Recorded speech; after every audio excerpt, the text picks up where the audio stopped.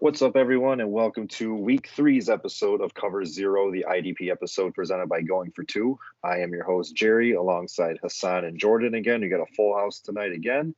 What's going on, guys? What's going on today, Hasan? Doing great, Jerry. How about you, Jordan? I'm doing good. Jordan, anything new? No, I'm ready to rock and roll. It's my favorite time of year where everybody's overreacting, so I love this time of year. Overreacting. We're 3 weeks into the season. Well, we're going into 3 weeks into the season now. Had our Thursday night game Thursday between the Browns and the Steelers, so we'll talk about that in a little bit. First, let's get some injuries out of the way. As far as IDPs go for Week 3, questionable. You got Dante Jackson of the Panthers, Roquan Smith of the Bears, Jalen Johnson of the Bears, Cole Holcomb and Jonathan Allen of the Commanders, and Quinnen Williams of the Jets. All of those guys are questionable. Very good chance that they do suit up, but just keep an eye on them. Have a pivot if you have those guys in your lineup. Doubtful, Jermaine Pratt and J.C. Jackson. Doesn't look like we're going to see those guys this weekend, but again, we got another day or so before they're going to be out or not. So just keep those guys in mind. J.C. Jackson, we kind of already knew from last week. He got hurt again last week, so hopefully you have a cornerback or a defensive back that you could replace him with. If not, I'm sure there's some people out there on waivers for you. And then definitely out, it's a huge one for the Bills. We got here Jordan Phillips, Ed Oliver, Micah Hyde, and Dane Jackson all out. Bud Dupree and Shaq Leonard are also out, still waiting on Shaq's debut with his new name with the Colts. So that's what we got as far as outs go. Definitely some big names there. You got a couple defensive tackles, a couple defensive backs, and a few linebackers that are out. As far as other news, nothing really big happened. We'll get into Thursday night's recap between the Browns and the Steelers, and let's do that right now. All right, Browns and Steelers. One big thing that happened last night was Anthony Walker tore his quad, and I'm sure he was on a lot of rosters because that guy's a pretty big tackling machine, and he's out for the season after that. So get a replacement ready. He did do pretty well. He had in the time that he did play, 2 solo tackles, 4 assisted, so 6 tackles.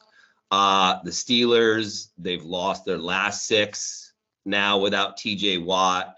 Miles Jack has continued his role with his new team, 12 total tackles, 7 of them assisted, 5 solo. That's going to bring him to 35 total tackles over 3 weeks.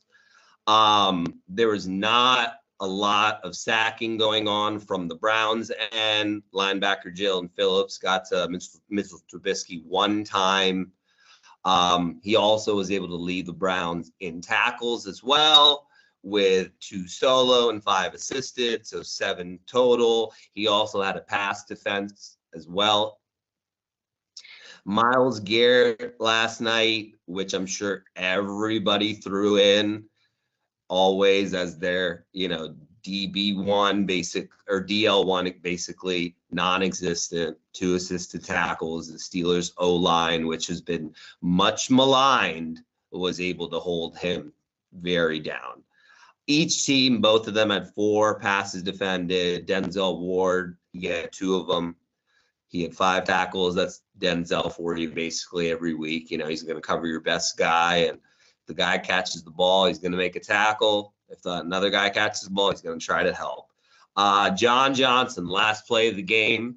This helped essentially turn the Browns defense into double-digit points for the week. Last snap of the game, John Johnson forced a turnover on Najee Harris.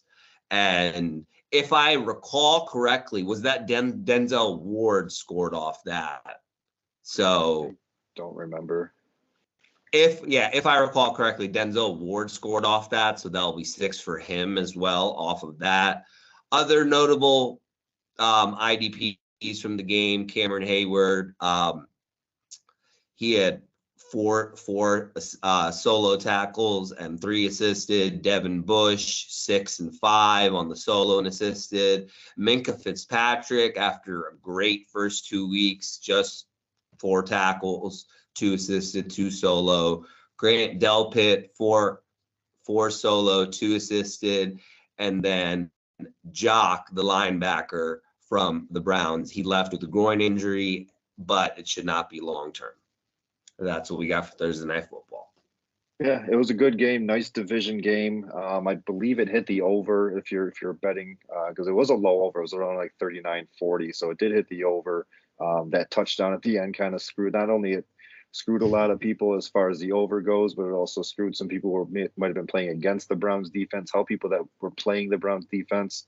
But we had some action. I mean, Amari Cooper looked good on the offensive side. Nick Chubb looked great. He looks like he's a whole new man this year. We're used to like Nick Chubb just kind of like having slow starts and then blowing up in the second half of not only games but of the season. And this year it seems like he's just off and running right from the beginning. He's been a great, for the most part, second round pick in a lot of fantasy leagues. He's playing like a first round pick right now. But yeah, I mean, it was a good game, exciting game. Like looking at it on paper, yeah, it's an AFC North game, but these two teams are struggling for the most part right now, especially with the quarterback situation in Cleveland and Pittsburgh going through a quarterback transition. We didn't think it was going to be good, but it ended up being a really good game. So overall, good game. I enjoyed it and look forward to the rest of the slate on Sunday. Let's talk about some waiver pickups.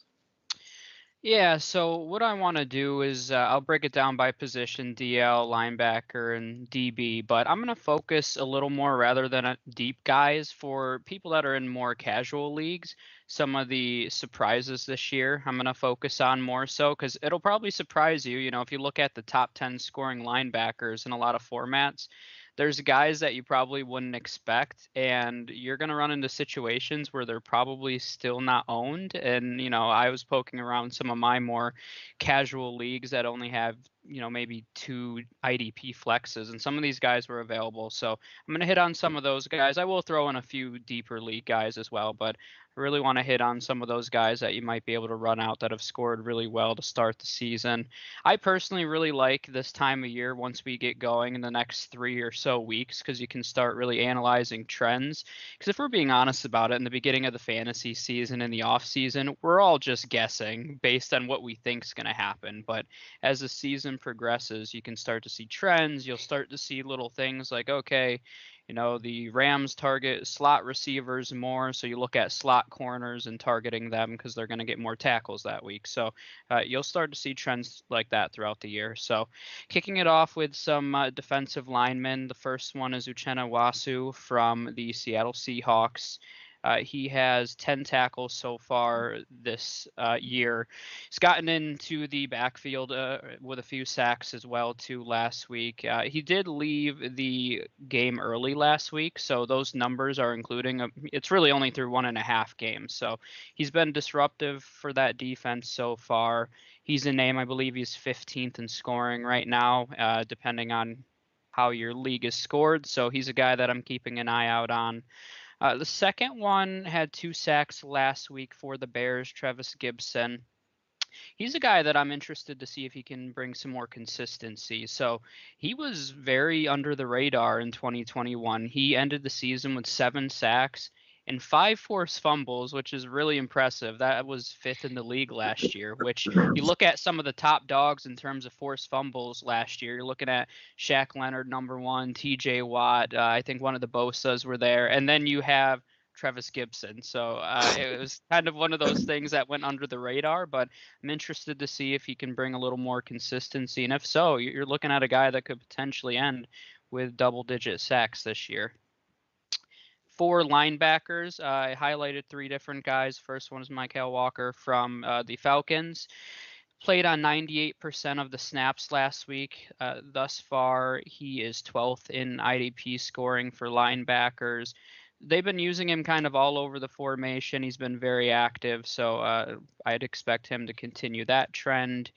One guy who I won't touch on too much because I won't steal all of Hasan's thunder for later on, but Pete Werner is actually 5th right now among linebackers in scoring. He's been all over the place for the Saints, and it's a perfect example for me.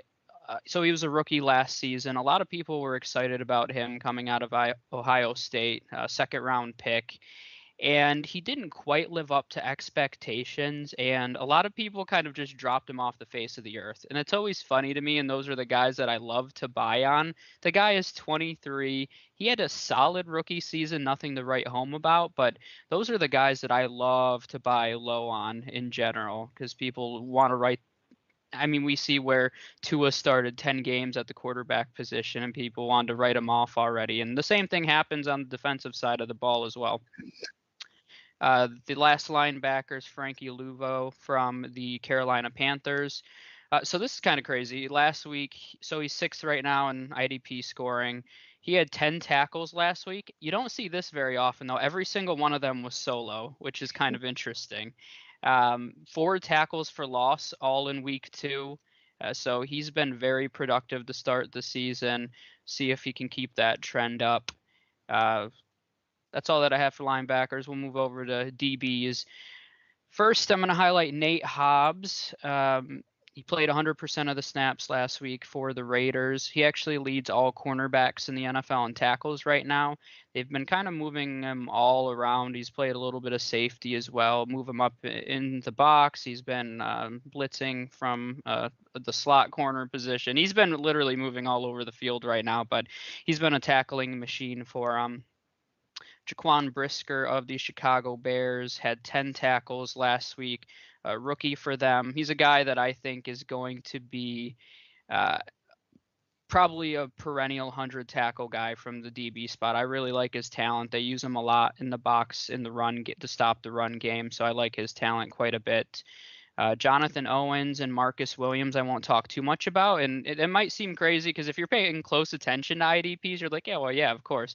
Jonathan Owens leads the league in tackles and is 5th in IDP scoring, and Marcus Williams is 2nd. But I was actually looking at their preseason IDP.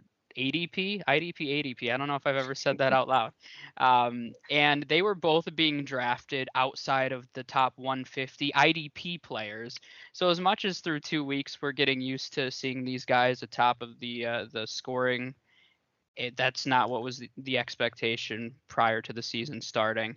So I want to quickly highlight them. And I talked about him last week as well, but Telenoa Hufanga from the 49ers. He was still available in a few leagues, and that has to change very quickly. Currently, depending on the scoring, 3rd in DB scoring, 17 tackles, 4.5 tackles for loss, 3 pass defense, interceptions. So he does a little bit of everything and can get you points in multiple ways, but he should be 100% owned in all IDP formats. Yeah, this is back-to-back weeks that back-to-back weeks that we're mentioning some of these same players' names. So you got to get out there. We got to pick these guys up, put them in your lineups because they're going to be the difference between the couple points that you need to win and lose a certain week. Marcus Williams, for example, I mean, he's number 2 for defensive backs, or is that all IDP or is that just defensive backs? Just defensive backs, yeah. Okay, number 2 defensive backs, and he's Hasan's number 2 on the week for the rankings. We got the rankings out at on our Twitter, and they're posted over a bunch of different Facebook pages. I'll get that Twitter for you later. I don't have it in front of me right now. I should probably write it down. So we'll keep this thing moving along. Before we get into our weekly 2s, where we each go over our 2 defensive linemen, 2 linebackers, and 2 defensive backs, let's talk a little bit about No House Advantage. Talked to you guys last week about No House Advantage. Have you guys had a chance to check it out? I haven't. I have not either. No, all right. But I'm actually going to right after this. Check it out right after this. But No House Advantage is changing the game by offering the most dynamic fantasy sports platform available today. You can play in a pick'em style contest versus other people for the shot at winning $150,000 or more. Download the app, use the promo code GF2 and get deposit match up to $25. You choose a contest, select your player props, earn points for correct picks, and you climb the leaderboard to win big money. You could also test your skills versus the house and 20 times your money if you hit all your picks. That's up to 5 picks that you pick their props, and you can get 20 times your money if you get all 5 of them correct. Bet on the 5 player props over under, and you can do it in all the major sports: NFL, NBA, MLB. They got golf, they got MMA, NASCAR. Again, the promo code is GF2. Use it at nohouseadvantage.com or download the app on your mobile phone, and they'll get a deposit match up to $25. I do want to mention one thing about Nahas Advantage. I told one of my friends about it. He used it last week. He did it with the player props, and he was about to hit, and then Tua's fourth quarter happened. So, yeah. Well, hopefully he gets them this week, but not Tua. So we're going to go into our weekly twos now. Again, this is where we go over our defensive linemen, linebackers, and defensive backs. I'll start us off. My first defensive lineman that I got, I'm going Homer. I'm going Boogie Basham for Buffalo. Basically, Buffalo, from the beginning of the show, you guys know, and if you've been following the news all along, we're missing a lot of pieces. They're missing a lot of pieces in that secondary on that defense overall. Ed Oliver's missing again. The almost the whole secondary is missing. They're gonna be starting 2 rookie corners. They're gonna have not Micah Hyde on the other side of Jordan Poyer in the secondary or for safeties. It's going to be up to the defensive line to basically cause havoc for Tua if they're going to have any chance of not to win necessarily, because Buffalo could also put up points on their side of the ball. But they need to get to Tua in order to at least make it competitive, or else Tua, we saw it last week. He was throwing short. He was throwing bombs, 6 touchdowns. He's got 2 streaky wide receivers streaking down the side. He's got 2 excellent pass catchers with speed coming out of the backfield. They got to be able to get to Tua. Von Miller's on this defense. Greg Rousseau's on this defensive line. Boogie Basham is another one that's just got to get in there. I couldn't go with Miller and I couldn't go with Rousseau because our defensive line rankings had those 2 in the top 25, so I went with the next guy up. He's seen about 40% of snaps this year, which is pretty normal for a Sean McDermott defense. They rotate a lot of defensive linemen, so it's not, I mean, Von Miller and Rousseau might get into the 60s, but for the most part, a lot of them are seeing 40, 50%. But Jordan Phillips is out of the game. The defensive line is going to have to do a lot. The linebackers are going to be responsible for getting those running backs out of the backfield. Buffalo isn't really a team that blitzes a lot, but with the rotation that they got on the defensive line, they can hopefully make magic happen, and maybe we could get Boogie Basham to the quarterback for a couple sacks and get some tackles back there too. So my first D lineman is going to be Justin Houston again. I used him last week, and he outdid his projection. He ended up with 13 instead of 9. He didn't do anything amazing, but he literally hit one of every single category possible, essentially.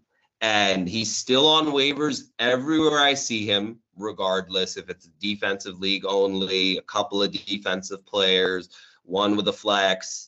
And, I know he's playing a Patriots team that has always been known for good O-lines, good run games, being able to stop them. But again, being a 13-year veteran, I think he's going to be able to make some noise, some impact, and 10 to 12 points realistically he should be able to get. He's projected this week at about 12.5. I don't think he has any problem hitting that. Nice. My first defensive lineman, I guess, is kind of a homer because his alma mater signs my paychecks, but it's George Karoloftus. And this is, I'll have a second example of this with one of my linebackers as well. But one of the things that I've been trying to pay attention to are guys who have been on the field and have good snap percentages, but maybe the production hasn't quite been there yet. And especially if it's a young player, you expect that production and effectiveness to come with more time and more game action. So I think George Karoloftus is a good example of that. He actually leads all Chiefs defensive linemen in snaps right now. So he's on the field. He's been playing at a very high rate. He just hasn't gotten to the quarterback yet. So I think he has an opportunity this week. If you look at the Colts offensive line through the first 2 weeks, they've allowed 2 top 15 defensive lineman scores from the IDP there. So I think he's got a pretty decent matchup this week. And this is a good opportunity for his time on the field to meet production. All right. So that's your first set of 3. Next one I'm going with is going to be defensive lineman Carl Lawson for the New York Jets. They go up against the Bengals, and until proven otherwise, I'm going to keep on taking edge rushers versus Cincinnati. Burrow, so far in 2 games, has been sacked 13 times, 6 last week to Dallas, 7 obviously the week before to Pittsburgh. And he gets the he gets the pleasure of facing another solid front seven. I mean, you don't really get to say a lot of good things about the Jets, but one of the good things we can say is their defense, it's coming along. They got young players, they got nice vets. They're putting a lot of draft picks and money into that defense over the past few years. They got a nice coach over there that knows how to coach up that defense. So if there's an exciting part about this team outside of Joe Flacco having some kind of rejuvenation, it's the defense. It's a little bit of a revenge game for Lawson. He played in Cincinnati, so he's going to be looking to knock down Burrow a couple of times, get into the backfield, wreak some havoc, maybe get a couple sacks on Burrow, and we'll see if that Cincinnati or offensive line is improved yet, or if it's still letting people just get to Burrow. And he's on pace for like 110 sacks this year. Are we going to make that a thing? IDP revenge games? Can we make that a thing? Yeah, because I got another one coming up. Okay, good. We're going to make it a thing. All right, my second D lineman, I'm going to take a risk here. It's going to be Marcus Davenport because he's been severely underperforming so far this year. I know it's only 2 weeks, but I've seen a lot of overreactions from people where they've already dropped him. And he's coming off an off-season injury, and I was reading very heavily into like Saints beat reporters, Saints Wire, everything like that. They wanted him to come in and off the injury and ease his way in very much so. Even if he was out there, they didn't want him going like full throttle. They wanted to ease him in. And again, this is a young Carolina offensive line that they usually are always able to take advantage of. It's this third week, so I feel like they're going to ramp it up a little bit. I feel like he personally will ramp it up a little bit and start getting back to, because I still see him projected anywhere from 11 to 13 every week, which he's only at 2 points and 4 points in most fantasy formats the first 2 weeks. So I think it's a risk, but I think he'll bring it this week. And if he doesn't bring it this week, as long as he stays healthy sometime this year, he is going to get it going.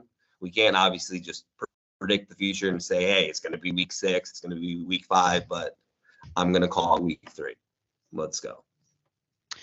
Yeah, I've always been a big Marcus Davenport supporter. I mean, 2021 was a good year for him. He had, I think it was 9 sacks in 11 games. It was short in that year too. So I took him in one of our dynasty startups, and I was excited about him. So I follow this one doctor on Twitter, and he said based off of that injury to expect more of his peak production around week 3 or 4. So you might be onto something there.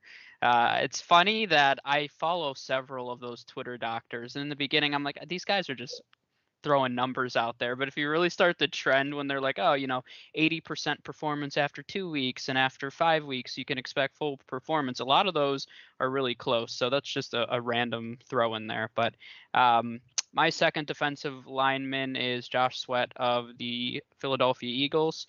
He's been another guy, once again, been on the field a lot. I won't say he hasn't had production because he's been getting close to the quarterback, but he only has 1 sack so far, but 7 pressures, 5 QB hits, 3 tackles for loss. So he's been in the backfield quite a bit. Historically, since Carson Wentz has been in the league, he tends to hold the ball for a long time. If you look at numbers that are that in depth, he tends to be in the bottom 5 to 10 range in terms of how long he holds the ball. So in a matchup like this, I think that might give a guy like Josh Sweat the extra half second he needs to throw in a sack this week. So Josh Sweat is my second defensive lineman. All right, so that does it for the defensive linemen. Now getting into the linebackers, my first one I got is Jayon Brown for the Las Vegas Raiders. This is my other revenge game, going up against the Tennessee Titans, Hasan's team there. I guess it's the truth is Tennessee has to get Henry going if they're going to win games. It's not been looking pretty this year so far. So basically, I want to go. My reasoning for going with the linebackers that I went with run heavy teams. Teams that need their running back to do big things in order for them to win on the offensive side of the ball. So I want guys that are going to be chasing them down. Jayon Brown in the middle of that Las Vegas Raiders defense is the perfect guy. He's played with Henry, kind of knows maybe some of his tendencies there. But whether you play with him or not, he's a good linebacker. Henry, he really hasn't been He's averaging about 2.5 a carry outside of one 18-yard run, I believe it was. I think that was his one run he had. I think it was week 1. He had an 18-yard run. Then outside of that, just hasn't been doing anything. 2.5 a carry, got a sneaky touchdown last week against the Bills. But Jayon Brown might be available in a lot of your leagues on waivers and free agency pickup if you want to get him going up against Henry, going up against a team that you can run on. You can run on the Vegas Raiders, so they're going to try to get the ball into Henry's hands, get it to him short, and just going side to side. Brown should be able to just run him down and tack up maybe double-digit tackles, 8, 9, 10 tackles against Derrick Henry and this Tennessee offense. A little note on that with Jayon Brown. He probably will get a lot of opportunities. The last time Henry played the Raiders, he still had 21 carries, and he was playing with an injured groin and still got 21 carries. So he'll definitely have a lot of opportunities in my mind. My first linebacker is going to be Pete Werner, and that was who Jordan was talking about as a waiver wire pickup. He leads the league in solo tackles with 18 out of his 20 in the first 2 weeks. He had 12 week 1 total tackles, 8 last week. And this essentially, to me, we were talking about it, how, last year he underperformed. People wrote him off the map. That's kind of what they did to Jordan Brooks year 1 in Seattle as well. So I feel like Pete Werner could, I know it's only 2 weeks, but if he continues what he's doing, could be the possible Jordan Brooks of this season. The rookie year struggle, season 1, second year takeoff. And again, going up against Carolina CMC, there's going to be a lot of running opportunities, a lot of opportunities in the short passing game as well for tackles for him. So got Pete Werner. Yeah, no, and another underrated piece of that situation too is Dennis Allen is actually a great defensive mind. And I know a lot of people weren't thrilled when he got the head coaching job there, but he is a great defensive mind, and that's only going to benefit Pete Werner as well. So my first linebacker is Malcolm Rodriguez of the Detroit Lions. He has 14 tackles so far through 2 games. He's seen his snap percentage go up 15% from week 1 to 2. So once again, just a small trend, but if that goes up even a small percentage again, he'll be in the 80% range. He's slowly taking over that starting job. I'd expect by season end to see him completely take over that job. The Minnesota offense so far this year has been a little too unbalanced towards the passing game, and their offense, I think, hasn't been as effective as it can be. So I expect them to kind of right that ship and be a little more balanced, and so that'll lead to some more opportunities for Malcolm Rodriguez this week. And if you've watched Hard Knocks, you know exactly who this guy is. My next linebacker, I got Blake Show Me the Cash Man out of Houston going up against Chicago. Again, it's another team that likes to run, and I mean, what better team likes to run than a team that only throws the ball 14 times a game, which is, I mean, bad. But also, you got balls coming out of Justin Fields' hands, so that's even more opportunity for Blake Cashman and the rest of the defenders to get some numbers there. Cashman, he's a bottom of the barrel linebacker, basically. I mean, he's playing on that Houston defense, which isn't all that great, but I will talk about them later. He's going to be basically stepping into that Kevin Pierre-Louis role on the outside, and it's a pretty solid matchup, and you'll know why it's a solid matchup, like I said, later.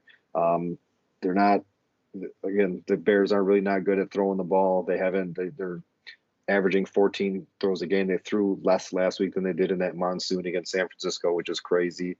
I'm sure people are getting upset with Fields' numbers and the lack of Mooney and Kmet. So we all know it. We all know the offense really just isn't there. Montgomery and Herbert out of the backfield.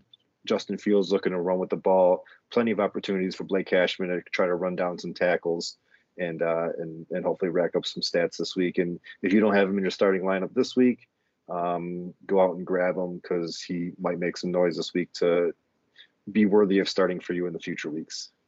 I love the stat that Cooper Kupp has more targets this year than the Bears have pass attempts. I find that highly amusing. It is insane. I mean, all those mid-round Moonies and late-round Kmets, and it's just It's nuts. All right. So my second linebacker is going to be Ed Speed of the Colts. So what they've been doing basically is, I mentioned the other linebacker, Zaire Franklin, last week. He's been playing 100% of the snaps in for Shaq Leonard. The other linebackers, they've been rotating in with Okikri, with Speed, and Speed's snaps week 1 were 45%. Last week were 65%. So a little 20% increase. And he has had 7 tackles in each game. And, the Chiefs have been working the short passing game all year long, mixing in tons of runs. And they're going to be out there most likely for a long time because that offense has struggled a lot with Matt Ryan leading the way with interceptions so far.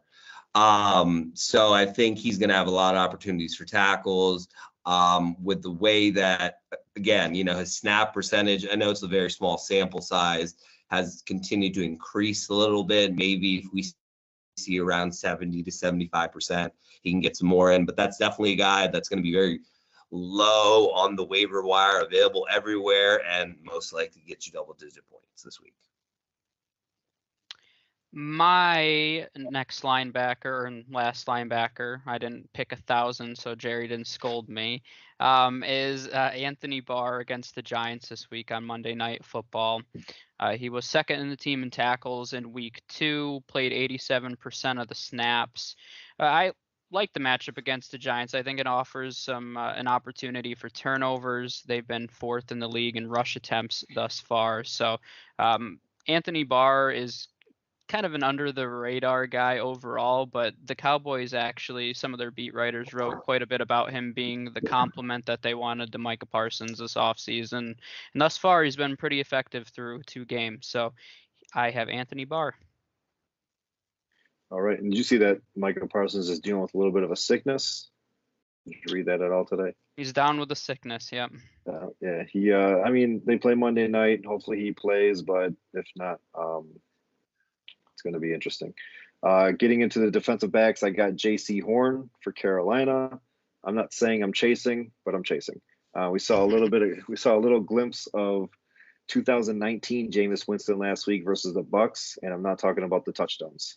He threw back-to-back interceptions, including a pick 6 against the Bucks when it was what, 3-3 at some point, and it ended up being 20-10 just all in the fourth quarter. So J.C. Horn gets to go up against Jameis Winston and maybe gets to run an interception or 2 back himself. Dante Jackson, we mentioned in the injuries that he is a little banged up. He is questionable, so there's still a chance that he plays. But I'm going to go to the other side of the field with J.C. Horn. He could see a little bit of. It really doesn't matter if Dante plays or doesn't play. The Saints have a trio of good wide receivers. So, JC is going to be on one of them. Most likely it's going to be Olave or Michael Thomas with Jarvis out of the slot. But he's going to end up seeing one of them. And we've known over the years, Winston isn't necessarily scared of throwing at certain corners. He's kind of got that Ryan Fitzpatrick in him where if he sees that you're semi-open, he's going to throw it your way. And we saw in 2019, it wasn't necessarily great. But we also saw that it could be great for your defensive backs so that's why I'm going with J.C. Horn. All right. My first defensive back is going to be Vikings defensive back Cameron Burton. So this is basically their starter until Lewis Sign, their first round draft pick, is healthy essentially. And Sign they have no idea when he's going to be back. He's had 7 tackles both games, at least. He had 8 last week. So again, this is probably going to be one of those, like, you just pick up waiver wire for here and there, that kind of thing until Lewis Sign is back. And even when Sign is back, he's still a rookie who's going to have to work his way in while Burton is fully in. Bynum is his last name. Sorry about that. He should definitely continue to rack it up tackles wise against Goff and the Lions, who are very throw heavy so far through 2 games. They've only had 26 and 25 rush attempts by Swift and Williams games apiece, and Goff has thrown over 70 times already. So over 65 times already. So I think that should continue. Yeah, and actually I had Bynum as one of my guys, and then I scrolled up and saw that you had him, and I was like, all right, now I gotta pick another guy. But he's actually been playing really well this year. He's played on 100% of their defensive snaps, which I think is kind of interesting. Sign did come back last week. He only played in one play last week, and he played primarily on special teams, which has gone under the radar because a lot of people liked him coming out this year. But, it's probably a case of them easing him into it. But either way, and I would actually expect to see him a little more this week. Harrison Smith was ruled out as well, which offers even more That's why I liked Bynum, because Harrison Smith got ruled out. So there's about 15,000 reasons to like Bynum this week. Amazing. My real player now is Taylor Rapp of the Rams. The Cardinals have been very favorable thus far for defensive backs. They've given up top eight DB performances in the first 2 weeks, so it's been a good matchup so far. Taylor Rapp has been super quiet, and as a Rams fan, I can tell you he is very inconsistent all around the board.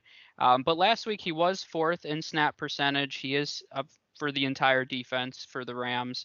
So he is on the field. He is playing. It just hasn't turned into production quite yet. He had 16 tackles against them last year in the 2 games that he played. So he has a history of being effective. The Cardinals are a solid matchup for him. He's on the field. I think it's a nice opportunity for him to be a nice under-the-radar play. All right. My second defensive back is Rashad Fenton. Hasan, you kind of touched on Matt Ryan turning the ball over and having your linebacker being on the field. Well, the reason they're going to be on the field is because Rashad Fenton is for the Chiefs. He's going to be going up against Matt Ryan, who is second in interceptions. I don't really normally go with 2 cornerbacks. A lot of times I like to go with some safeties. Safeties are the ones that get more of the tackles. They're in on a lot more of the plays. But going up against a quarterback that has been really happy with throwing interceptions the past couple of years, I like it here.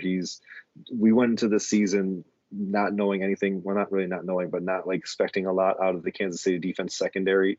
They lost Sorensen. They lost Honey Badger. The cornerbacks were a little iffy, but they've all kind of stepped up. We had the pick 6 last week with the rookie, I believe it was Watson. Rashad Fenton, he's been good so far, up there in tackles, averaging about, I believe it's 5 a game, 4.5 a game. If Pittman is out there, I imagine Fenton sees a ton of him, and you know that he's going to get a lot of opportunities because Matt Ryan has been, just in week 1, he peppered Pittman with a bunch of targets. I could see Fenton leading the stat sheet with 5 tackles, 1 to 2 pass breakups, maybe a potential interception, just because you know that we saw it even last week with Pittman being out, that offense really wasn't doing anything, and it wasn't until the 3rd or 4th quarter until Jonathan Taylor finally got going. But they can't just be one-dimensional, relying on just Jonathan Taylor. They got to get something going in the passing game, and Pittman being back on the field. Whatever defensive back you think is going to be covering him, that's the guy I would probably throw out there in your IDP lineup, because you know he's going to get peppered with 15, 16 targets from Matt Ryan. All right. My second defensive back is going to be Avante Maddox. He had missed the first game for the Eagles coming off injury. He came back in last week versus the Vikings. They were saying he was playing at about 80 to 85% last week, and this week he's 100%, and he was still able to grab 8 tackles last week, 1 interception. I know Kirk Cousins was just kind of slinging it wherever possible in the middle of the Eagles secondary, so it might be a little bit more difficult, but Carson Wentz has thrown a pick in each game. The Commanders have thrown again, also, just like the Lions, about 65 times in 2 weeks. And you can definitely tell that Rivera trusts that short passing game with J.D. McKissick and Antonio Gibson, both with right around 10 catches in 2 games as well. And then Curtis Samuel has a ton of short targets as well. And then, he's throwing it all over the place. Logan Thomas, everybody. So I think Avante Maddox will have a lot of opportunities. Yeah, he was actually one that I was considering as well. One random stat that I want to mention. So when I was going through this, I was looking for some positive matchups for DBs. One of the ones that has been fairly positive this year has been the Eagles, actually, and partially because they run the ball so much, but they are the only team in the league to give up 2 top 5 DB performances. So it's not really appropriate for this segment necessarily, because then you're looking at Cameron Curl most likely coming back this week, Derek Forrest, who I mentioned last week. So not necessarily sleeper under the radars, but I did want to throw that in somewhere because I think it is very relevant. Some people are worried about him coming off the injury, but it is a really nice matchup. So my actual guy here is Josh Jones of the Seattle Seahawks, who took the place of Jamal Adams last week, got an opportunity to play 100% of the snaps. Didn't really do much with it in week 1, but I like the matchup against the Falcons. The Falcons have been turning over the ball a little bit. They've been very run heavy. So I like the good mix of opportunity for getting points in different ways when I'm picking these players. So if you have the opportunity for some turnovers, you have a team that's going to give you some opportunities for tackles. It's a good all-around matchup for them to have a nice week. All right. So that is your 18 guys that we got, our top twos that we call them. Just to give you a rundown again, we got Boogie Basham of the Bills, Carl Lawson of the Jets, Jayon Brown of the Raiders, Blake Cashman of the Texans, J.C. Horn of the Panthers, Rashad Fenton of the Chiefs, Justin Houston, Marcus Davenport, or Ravens Justin Houston, Saints Marcus Davenport, Saints Pete Werner, Colts Speed, Vikings Cameron Bynum, and Eagles Avante Maddox. Jordan had George Karoloftus of the Chiefs, Josh Sweat, Malcolm Rodriguez, Anthony Barr, Taylor Rapp, and Josh Jones of the Seattle Seahawks. And speaking of the Seahawks, your DST streamers, Hasan, you get to kick us off. All right. Yeah, I got Seattle, even giving up 27 points last week to the 49ers with that block punt field goal, with that block punt touchdown. They were still able to get 10 points, which, I mean, that's most likely not going to happen every week. We already know that. It's very hard for a defensive team to keep getting touchdowns every single week. But they have been able to force sacks in each game regardless. And one thing is that Mariota gets caught a lot behind the line of scrimmage. So even if you're just a half yard behind, it's going to count as a sack. And that happened to him, I saw at least 3 or 4 times last week.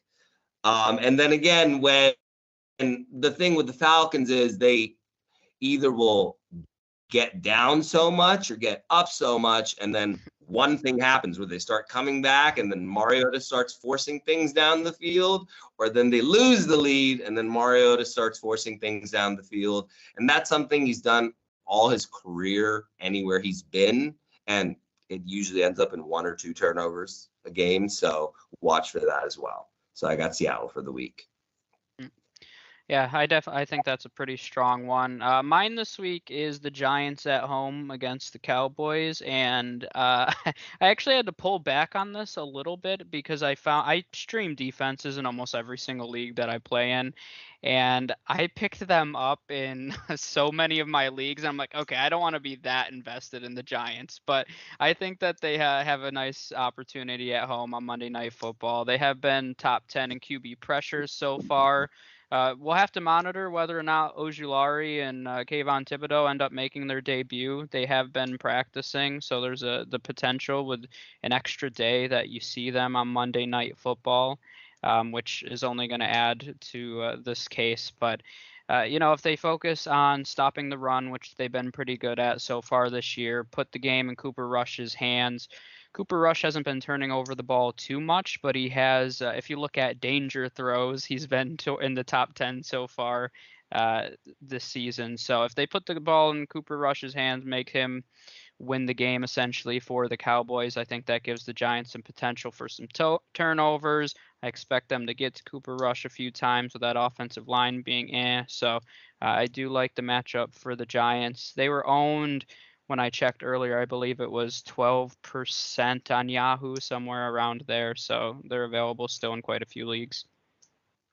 All right. And again, like I mentioned earlier with Blake Cashman, I'm going to be going with the Texans defensive special teams against Chicago. Chicago has not been good on offense at all. They got a total of, 19, 24, 26 points, 24 points. It's in shambles.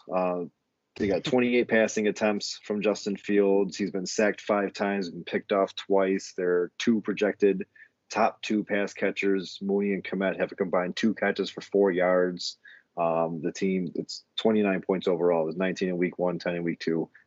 Meanwhile, the Texans defense has been playing mildly well so far. They've been able to get home to the quarterback 5 times. They forced 2 interceptions themselves, and they were able to hold the Colts to 20 points. And last week, the Broncos to 16 points, 1 in a tie and 1 in a loss. Unfortunately, as far as the records go, but that's, 36 points over 2 weeks from a defense that we really expected nothing from this year that's pretty good. And now they get to play another cake matchup. This is a one-time pickup because next week they do get to play the Chargers. So I really wouldn't be looking at playing against Justin Herbert if he's out there, or even all the pass catchers and Austin Eckler next week. But versus Chicago, I really like this matchup. I like this matchup a lot more than I did my last week matchup, Seattle against San Francisco. But overall, any one of these 3 matchups, we're a little bit more confident this week with the streamer defenses than we were last week. Texans, I'm definitely going to be swapping out a couple ugly defenses that I got for the Texans defense. I love that you picked the Texans, Jerry, because I wish that I could pull up some screenshots for what you said about their defense in the offseason, about how they were going to be historically bad. And then week 3, here we are, and you're streaming them. I love it. Well, I didn't expect Justin Fields to be not doing anything. And Little footnote on our streamers from last week. Seattle was projected 5, ended up getting 10. Or no, excuse me, they ended up getting 15.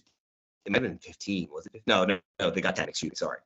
And then Jacksonville, who I had mentioned, ended up getting 21, which was defensive special teams number 2 of the week, because Tampa got that late touchdown to make it 26 for them. Jordan, I don't remember yours. If you remember yours. I'd rather not remember. That's okay. Okay. No, it was the Jets. They won. That's all that matters. Yeah, don't get points for recovering onside kicks, unfortunately. You should, though. Yeah, that is defensive special teams. All right, that'll do it for today's show. For the first time this year, we didn't mention Kayvon Thibodeau in our injuries. Jordan, with his streamer defense, mentioned that they might possibly be back this week. Unfortunately, that is a Monday night game. But so if you're waiting on them as IDPs, if you're waiting on him as an IDP, might be a little sketchy. Maybe have a backup plan. But if you are playing the Giants defense, that's not a bad way to go as a whole. Follow us on Twitter at Cover0GF2. That's the IDP Twitter that we got. That's collectively run by the 3 of us. My individual Twitter is Jerry Wilkie FM. Jordan, if you want to give your Twitter.